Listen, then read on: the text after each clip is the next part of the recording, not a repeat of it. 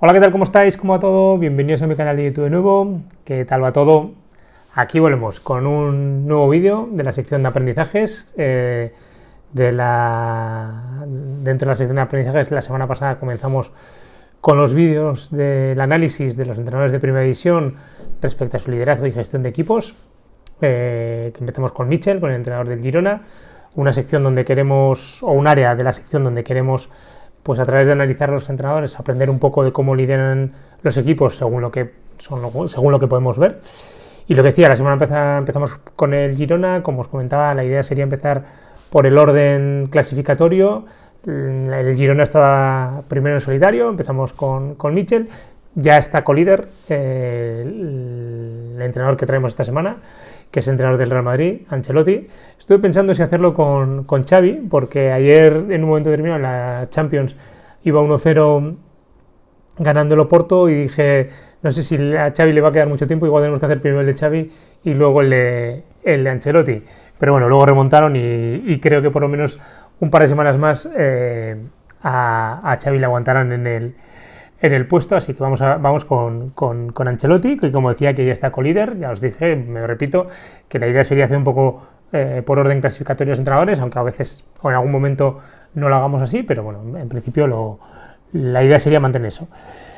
Y también es verdad que, bueno, pues Ancelotti lo quería hacer también porque ya hemos hablado de él aquí, ya hemos hablado de él en el canal, en lecturas recomendadas. Os dejé un vídeo sobre ese libro que en un principio a mí no me motivaba mucho y luego me encantó, El hombre tranquilo, el liderazgo tranquilo, de Carlo Ancelotti. Y la verdad es que os podía remitir a ese vídeo para hablar de él y para hablar de su liderazgo. Pero bueno, lo que vamos a hacer es comentar un poquito la trayectoria de Ancelotti y luego daré varias pinceladas, porque si queréis conocer más en detalle, así como en el vídeo de Michel os decía que si queréis conocer más en profundidad a Michel, pues podréis buscar otras entrevistas. En este caso, si queréis conocer un poco más el liderazgo que ejerce Ancelotti, si vais al vídeo que tengo, que ya os lo he dejado ahí, lo habréis visto arriba enlazado, pues ahí podéis ver un poco lo que se explica en el libro y cuáles son un poco las claves de liderazgo de Ancelotti, que las vamos a repetir ahora. No todas, vamos a repetir algunas un poco de manera general. Así que nada, vamos a descubrir un poco, o vamos a repetir un poco el liderazgo de Carlo Ancelotti. Hasta ahora.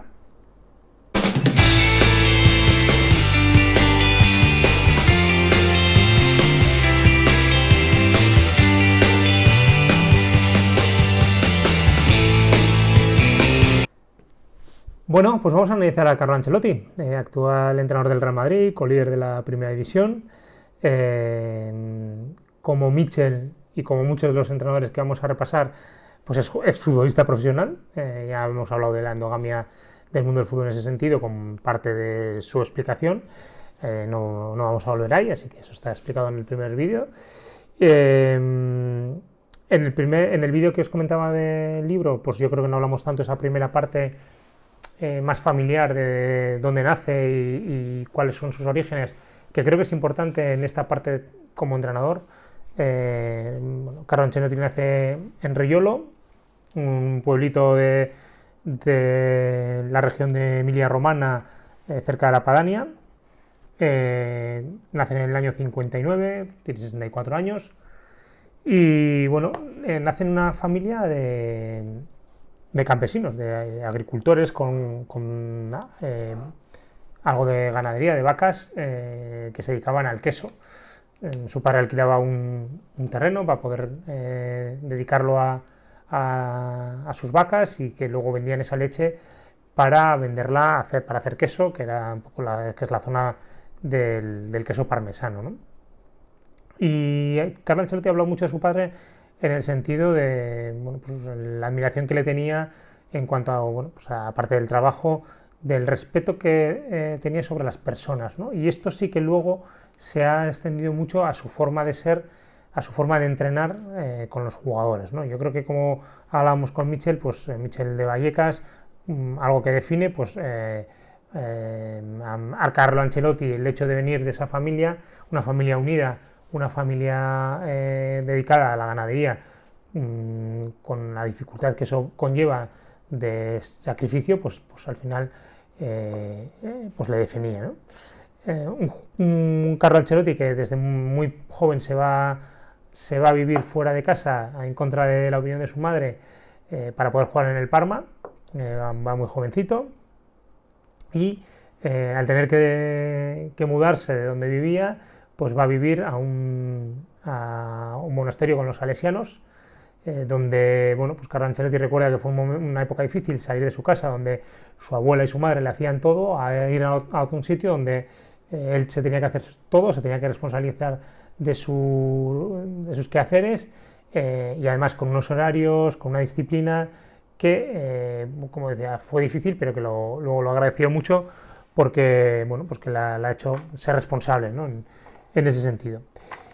Como comentábamos, bueno, va a jugar al Parma. El Parma en aquel momento estaba en tercera división, juega 3 años en el Parma, de ahí le ficha a la Roma, en el club que más temporadas juega, que son 8 temporadas, un equipo en aquel momento pues muy potente, con buenos jugadores, consiguen ganar un Scudetto, consiguen ganar varias copas, y de ahí, ya después de 8 temporadas y siendo capitán de la Roma, le ficha el Milan, el famoso Milan de Arrigo Sacchi, que cambia un poco el fútbol europeo y con el que consigue ganar 2 Copas de Europa, con el que consigue ganar 2 Scudettos y que es el equipo en el que se retira. Y esa es un poco la trayectoria de Carlo Ancelotti como entrenador. Nada más retirarse, pues Arrigo Sacchi, que está en la selección italiana, le invita a ser parte de su cuerpo técnico y bueno, pues esa es su primer contacto con el mundo del entrenador, es ese, como entrenador ayudante, y luego ya, bueno, tiene una retaila, una historia como entrenador pues muy, muy importante. Tenemos que decir que es a día de hoy el único entrenador que ha ganado las 5 grandes ligas. Ganó Italia, ganó Inglaterra con el Chelsea, ganó Francia con el PSG, ha ganado la Liga Española con el Real Madrid y ganó la Liga Alemana con el Bayern de Múnich. Y bueno, pues ese fue un poco su trayectoria. Empieza en la Riana, de la Riana pasa al Parma, del Parma le ficha a la Juventus, una época muy complicada porque venía de ser jugador del Milan y eso, bueno, pues le generó mucha enemistad con los aficionados de la Juve, que incluso tenía que ir escoltado, o sea, figuraros. De ahí ya vuelve al Milan, a la que él ha denominado su casa, con el que ya consigue 2 Champions, consigue ganar la Liga. De ahí está bastantes temporadas, va al Chelsea, del Chelsea va al Paris Saint-Germain, Real Madrid, Bayern de Múnich. Luego tiene 2 experiencias un poco más con equipos, porque todos los equipos que hemos comentado desde los inicios son grandes potencias. Va a Inglaterra a entrenar al Everton, va a Italia a entrenar al Nápoles y vuelve al Real Madrid, equipo con el que está ahora, con el que también consigue ganar una Champions en el 2014, la famosa Champions contra el Atlético de Madrid, que empatan en la prórroga. Bueno, esta trayectoria ya solo con los títulos y solo con los clubes con los que ha entrenado y los títulos que hemos comentado que tiene, pues ya nos hacemos una idea del grandísimo currículum que tiene y cómo para conseguir ese currículum, qué tipo de entrenador tienes que ser. Aparte de eso, bueno, empezamos por hablar de un liderazgo en el cual yo no le he oído hablar a ningún jugador mal de Ancelotti, no le he oído ni le he leído a ningún jugador hablar mal de Ancelotti. Todo el mundo habla maravillas de él y ahí pues empieza a reflejarse cómo es Carlo Ancelotti como líder, ¿no? Un líder que transmite mucha tranquilidad. Yo creo que todos los que le vemos en las ruedas de prensa hablando en momentos buenos y malos, y también tiene su carácter y bueno, pues en algún momento también la debió sacar, pero en general es un hombre que traslada una tranquilidad inmensa. Una persona o un liderazgo muy humanista, muy centrado en la persona. Carlo Ancelotti habla mucho de la persona y el jugador, es decir, detrás de cada jugador hay una persona, hay que entenderla, hay que estar cerca, hay que ver qué pasa, si algo le está pasando como persona le va a influenciar como jugador, entender que tenemos un rol, el de entrenador y el jugador de jugador, y que hay que entenderlo, que él no deja en el banquillo a un a un jugador, no deja a una persona, sino deja a un jugador y que él está ejerciendo un rol. La importancia de la confianza, primero de la autoconfianza, y ahí hay una cosa muy importante que yo le leí en su momento, que es que cuanto menos autoconfianza tiene en sí mismo, ha sido más rígido, y cuanto más confianza ha tenido en sí mismo, ha sido menos rígido en los clubes, ¿no? Y esto en el mundo de la empresa pasa mucho, se ve mucho. La gente que desconfía de sus equipos tiende a ser muy rígido. La gente que confía en sus equipos, la gente que tiene autoconfianza en sí mismo es menos rígida con sus equipos, y la gente que tiene menos confianza tiende a ser muy rígida con sus equipos, ¿no? Y luego eso se traslada al propio equipo. Entonces, ahí sí que hay una característica muy clara en el liderazgo de Ancelotti, de esa autoconfianza, desde esa autoconfianza liderar y desde esa autoconfianza perder rigidez en cuanto a cómo lidero. Hemos hablado de cuidar las relaciones personales, hemos hablado de esa parte de gestión emocional, de cuidar, cuando cuidas a la persona, pues cuidas también las emociones que hay, tener una comunicación muy transparente con los jugadores. Ha vivido momentos, el año pasado, momentos un poco complicados, cambiando a jugadores como Kroos, este año lidiando con la situación de Modric, un jugador súper importante en el club o en el equipo, que este año lo está dejando más en el banquillo, y cómo está lidiando con esa situación. Un entrenador que reconoce la necesidad de crecer siempre personal y profesionalmente, estar muy atento a lo que dicen los jugadores, pero sin perder su liderazgo, ¿no? Contaba que en el Chelsea los jugadores estaban acostumbrados a entrenar de mañana, él está acostumbrado a entrenar de tarde, los jugadores le piden entrenar de mañana y dijo, vale, entrenamos de mañana, pero ponemos un horario y pongo el horario y hay que cumplir ese horario. Entonces, él decía, ¿no? ¿Para qué me voy a estar peleando si los jugadores prefieren estar de mañana? Pues ponemos de mañana, ahora bien, yo voy a hacer cumplir ese horario, ¿no? Entonces, bueno, es un liderazgo muy cercano al jugador, parecido al de Mitchell en ese sentido. Yo creo que, no sé si por la realidad que ha vivido Carlo Ancelotti de tanto los equipos en los que ha jugado, las competiciones que ha ganado, como en los que ha entrenado, con un perfil un poco más elevado, podríamos decir, pero muy, muy cercano al jugador. Al igual que Mitchell decía que los únicos ámbitos donde él puede ayudar es en la parte táctica y en la parte personal, pues Ancelotti va un poco por la misma línea, ¿no? Yo lo que puedo hacer es ayudar al jugador, y en la parte del campo puedo ayudarle sobre todo en la parte de orden, de organización defensiva, no tanto en el ataque. Yo en el ataque yo no puedo decirle a Benzema o a Vinicius o a Rodrigo qué es lo que tienen que hacer, porque al final es más probable que me digan ellos a mí lo que van a hacer que yo a ellos, pero sí que les puedo poner orden y les puedo dar una organización defensiva para que eso luego pueda expresarse, ¿no? O sea, que volvemos un poco a lo mismo, ¿no?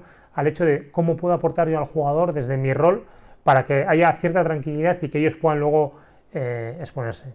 Así que nada, lo que os digo, un liderazgo tranquilo, sin grandes espamientos. Volvemos un poco también a hablar de, no tiene esa vehemencia ni que tienen Arteta, ni que tienen Pep Guardiola, ni siquiera el Cholo Simeone. Es un liderazgo más tranquilo, pero con carácter, eso está claro, que tiene mucho carácter, y aportando donde hay que aportar, sabiendo que los importantes son los jugadores, a pesar de que, digo, el currículum que tiene es espectacular y pocos jugadores que van a entrenar van a tener su currículum, pero siempre respetando esa parte. Y luego había una parte que a mí me gustó en el libro, que ya os digo que si queréis podéis ver el vídeo, es el tema de la formación, porque él decía que al final él se ha formado mucho desde lo empírico, ¿no? desde lo que ha aprendido haciendo, pero la importancia de compaginarlo con aprendizajes igual no formales, no reglados, pero sí de aprendizajes de lecturas, de conocimientos de otras personas que le puedan ayudar a ejercer su liderazgo. Y me quedaría con lo que he dicho antes, esa importancia de la autoconfianza, que desde la autoconfianza vamos a ser capaces de tener confianza en los equipos y darles cierta flexibilidad, cierto dinamismo, y sin embargo, si yo no confío en mí mismo, si yo no he trabajado esa autoconfianza, pues probablemente lo que voy a hacer es controlar más, ser más rígido, y desde ahí voy a atar mucho más a los equipos. Así que nada, segundo entrenador que hemos analizado, espero que también os haya gustado. Ya os digo, por cuarta o quinta vez, os digo que tenéis ahí el vídeo de de la lectura recomendada del libro de Ancelotti, que también os lo vuelvo a recomendar leer. Así que nada, seguimos. El siguiente probablemente sea Xavi, me imagino, creo que haré con él, o Simeone, uno de los dos. Así que nada, no sé si es la semana que viene o la siguiente, pero volveremos con otro capítulo de análisis de entrenadores de primera división desde el liderazgo y la gestión de equipos. Hasta pronto, muchas gracias.